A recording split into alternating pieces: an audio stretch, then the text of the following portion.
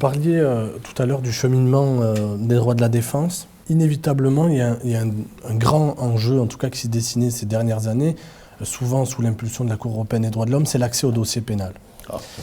Alors l'accès au dossier pénal, sachant que bien évidemment, l'éternel équilibre de la procédure pénale, c'est la sécurité et la liberté. On restera toujours dans cet éternel équilibre.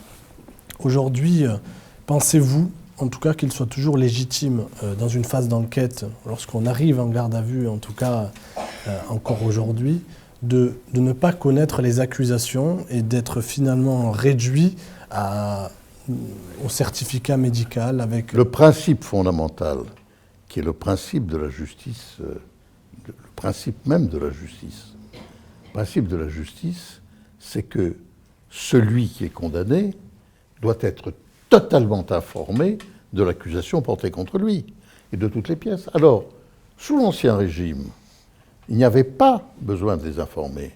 Qu'importait sous l'Ancien Régime? C'était très important. On torturait les gens, on leur faisait dire un certain nombre. La justice était totalement secrète. Il n'y avait rien qui était public, sauf le jugement. Même le jugement, en fait, l'exécution était publique, oui.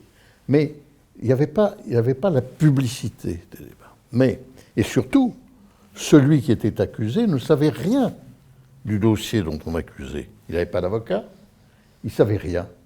Il ne connaissait même pas les charges. Il était dans une situation de délabrement total. Et il est évident que pour se défendre, pour qu'on puisse discuter cette vérité qui est la vérité de l'accusation, vérité solide, vérité des policiers, vérité étayée par un certain nombre d'éléments. À l'époque, évidemment, c'était surtout des témoignages, et les solutions qui avaient été trouvées étaient absurdes. C'est-à-dire qu'on disait, un témoignage, non, 2 témoignages directs sont une preuve. Vous avez vu, monsieur machin l'a vu, monsieur machin l'a vu, ils sont 2, donc c'est une preuve. 4 témoignages indirects, c'est quelqu'un qui a vu quelqu'un qui a vu. 4, c'était une preuve. 8, oui-dire, c'est-à-dire des gens qui parlent comme ça, c'était une preuve. Et bien entendu, summa probatio, comme il disait, l'aveu. Et comme l'aveu n'était pas facile et obligatoire, on activait un peu l'aveu par les moyens qui étaient les moyens de la torture. Et quand quelqu'un avait avoué sur la torture, c'était qu'il était coupable, puisqu'il n'aurait pas avoué s'il n'était pas coupable. Alors, c'est une justice fondée sur une conception de la vérité, qui est une conception absolument effrayante, contraire à notre conception moderne de la justice publique. Et quand la Révolution française a éclaté, la première chose qui a été décidée, c'est de rendre la justice publique. C'est-à-dire de faire en sorte que les preuves soient examinées en public. C'est-à-dire que celui qui est poursuivi connaisse la totalité, c'est dans le décret d'octobre 1789, c'est pas rien, octobre, on n'est pas loin du départ. Premier décret, c'est connaissance complète du dossier écrit et un avocat. Parce que si le type ne sait pas lire, ben, il a au moins un avocat qui sait lire et qui lui explique ce qu'il y a dans son dossier. Et ça, c'est absolument indispensable. Indispensable. La publicité et la défense sont incompatibles avec une méconnaissance complète d'une règle, d'une pièce.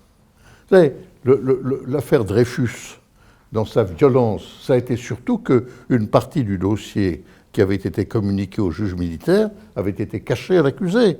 Personne ne savait rien. Et donc le secret, la justice secrète est toujours une justice mauvaise. Disons qu'il peut y avoir de temps en temps des justices qu'on rend à l'abri du public quand il y a des problèmes de bonnes mœurs, etc. Moi, j'en suis pas très partisan.